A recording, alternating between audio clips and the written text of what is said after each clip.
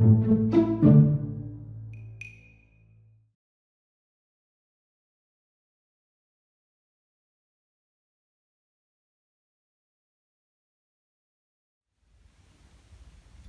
viendo en estos videos qué alternativas tenemos a los combustibles fósiles, básicamente para generar electricidad.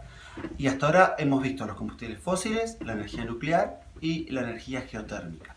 Si tenemos que hacer un resumen, nosotros estamos buscando una alternativa para generar electricidad, aunque vimos que con la energía geotérmica también podría generar calefacción. Pero tengan en cuenta que podría yo también con energía nuclear generar electricidad y con electricidad generar calefacción. Así que el objetivo sería generar electricidad. Vamos a hacer un resumen de algo que hemos visto en algún video por si no ha quedado claro, pero ¿cómo generamos electricidad nosotros los seres humanos?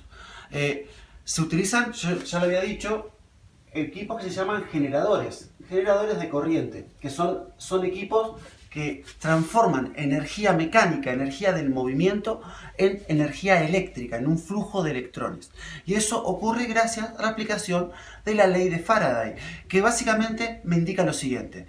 Yo tengo una zona fija, que sería un estator, y una zona móvil, que sería un rotor. O sea, algo que gira dentro de algo fijo. Esto es así, parece mágico, pero si yo tengo un imán y hago girar adentro del imán una bobina de un material conductor, de un metal conductor, o al revés, tengo una estructura fija de un material conductor y hago girar adentro un imán, aparece electricidad. O sea, esto puede parecer mágico, y de hecho ha parecido que era mágico hace 2 siglos, 3 siglos. De hecho, la física es una ciencia muy interesante para que la estudien aquellos de ustedes que se preguntan cosas como esta. ¿Por qué ocurre esto? Es increíble porque tratando de explicar esas cosas descubrimos cada vez cosas más maravillosas. Y esto es así, funciona. Nosotros en nuestras plantas de generación de electricidad, de corriente alterna, tenemos estructuras, bobinas grandes, donde hacemos girar imanes adentro. Entonces la clave es esta. Yo tengo una estructura fija que tiene una bobina de un material conductor, por ejemplo cobre puede ser, y tengo adentro un imán. Si yo hago girar este imán, genero corriente eléctrica. También puede ser al revés, también puedo tener acá el imán y hacer girar la bobina, ahí generaría corriente continua, que es lo que hacemos cuando andamos en bici y se prende con la dínamo la luz. Pero en nuestras plantas grandes de generación de corriente alterna, sería el imán lo que gira. Entonces la clave acá es, ¿cómo hago girar este imán? Bueno, tengo acá un rotor, una hélice, un rotor, y yo tengo que hacer girar ese rotor. Lo podría hacer girar a mano, pero generalmente tengo que hacerlo girar de un modo mucho más constante y sin gastar energía física. Si ustedes tienen tiempo y quieren ver, hay una serie de Netflix muy interesante que se llama, me olvidé el nombre, Black Mirror. Black Mirror son muchos capítulos independientes. En la primera temporada muestran un mundo distópico en donde la corriente se genera con gente andando en bicicleta en clases de spinning continuas y haciendo mover, no muestran esto, pero hacen mover rotores de generadores. ¿Cómo hacemos mover nosotros los seres humanos en nuestras ciudades estos rotores? Lo hacemos mover con vapor. Vapor que se genera calentando agua con combustibles fósiles, calentando agua con radiación nuclear, sacando agua caliente de zonas tectónicas y con ese calor del agua de las profundidades, calentando otra agua y generando vapor. Hasta ahí es lo que vimos. Y ahora vamos a ver algunas alternativas para mover este rotor sin usar vapor. Una de las que tenemos sin usar vapor es usar agua líquida. Entonces eso es lo que vamos a ver ahora. La energía hidroeléctrica, o EP por sus siglas en inglés. Hydroelectrical Power, que es el modo internacional con que se lo conoce. Entonces la energía hidroeléctrica sería mover las hélices utilizando la intensidad, el flujo del agua. Yo tengo una cascada y pongo un rotor, listo, se mueve automáticamente y me genera electricidad. Esto es muy interesante porque piensen que si yo uso agua en movimiento, no estoy gastando nada. O sea, nuevamente estamos utilizando una alternativa que es absolutamente renovable. ¿Cómo se utiliza la energía hidroeléctrica? Bueno, necesitamos tener un río.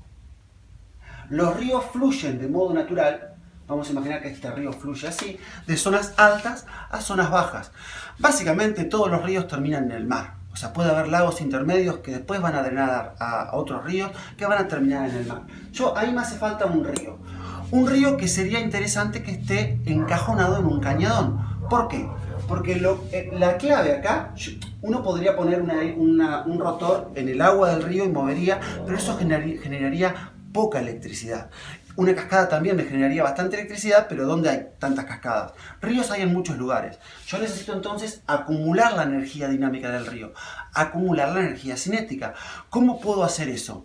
Bueno, haciendo algo que ya hacen otros mamíferos, como los castores, generando un dique. O sea, yo genero un dique acá, por ejemplo, y ahí lo que voy a hacer es generar un cambio en el diagrama del río. La zona parado en el dique, la zona que está adelante del dique se llama aguas abajo o downstream. O sea, esto sería aguas abajo. Y la zona de donde procede el agua sería aguas arriba o upstream. Aguas arriba. Entonces el dique me diferencia una zona que está aguas abajo y una zona que está aguas arriba. No solamente un dique, ustedes se paran en un río y miran el fluir del río. Bueno, aguas arriba es de donde viene el agua, aguas abajo es hacia donde va el agua. ¿Qué pasaría cuando yo construyo un dique? Porque dijimos que la energía hidroeléctrica es sostenible, porque yo no estoy gastando agua. Yo quiero que este flujo de agua me mueva el rotor.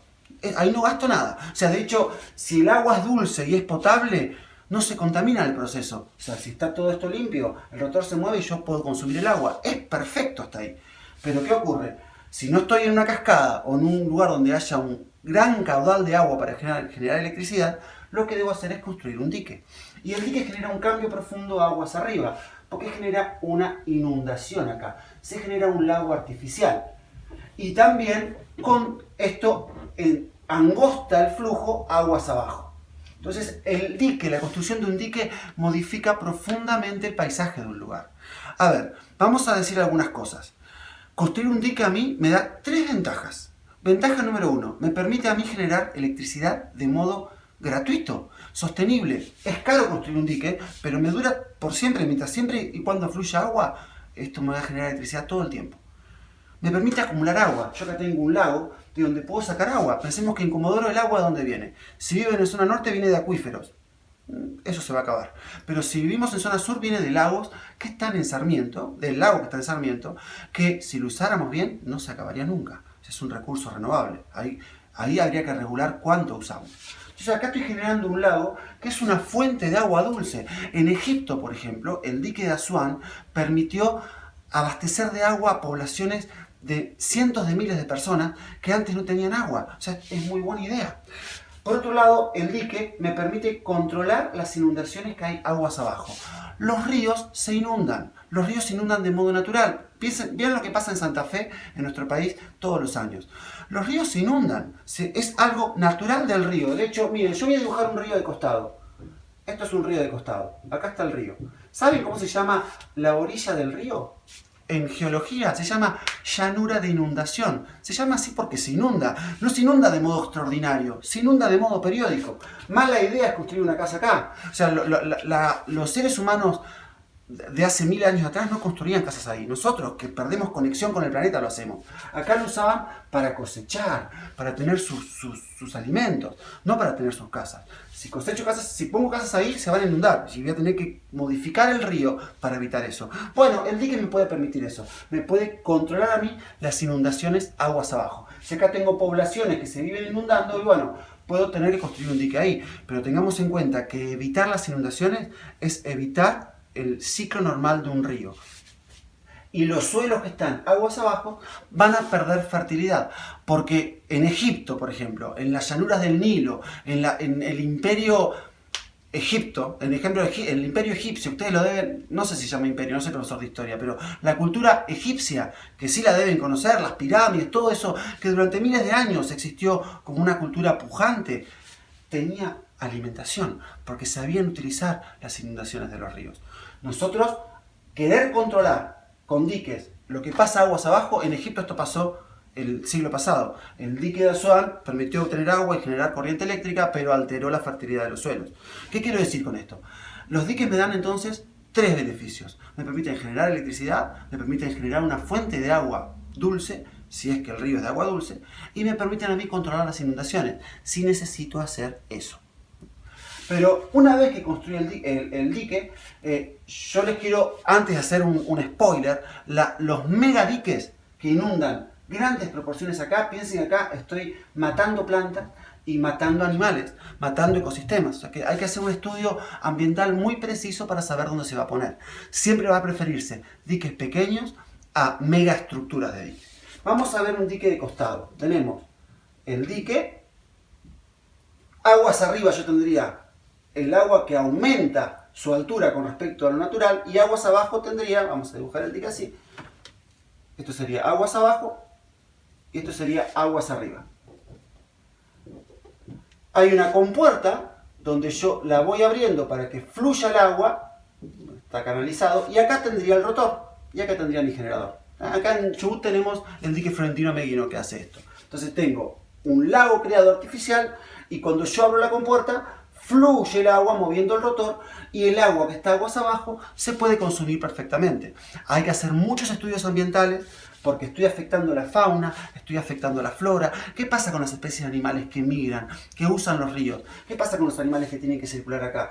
Tiene que haber métodos para evitar afectarlos, porque el ser humano es muy egoísta con respecto a nuestro trato con las demás especies. Pero se podría hacer si hago estructuras pequeñas. Bueno, es difícil para mí concentrar la información dando clases normalmente, mucho más si tengo que concentrarlo en un video corto. Por eso, a los que estén interesados en esto, investiguen, lean, pregúntenme, enséñenme ustedes también a mí lo que descubrieron. Cualquier duda que tengan me la pueden hacer en este video, y si no, de modo público en la plataforma, y a estudiar.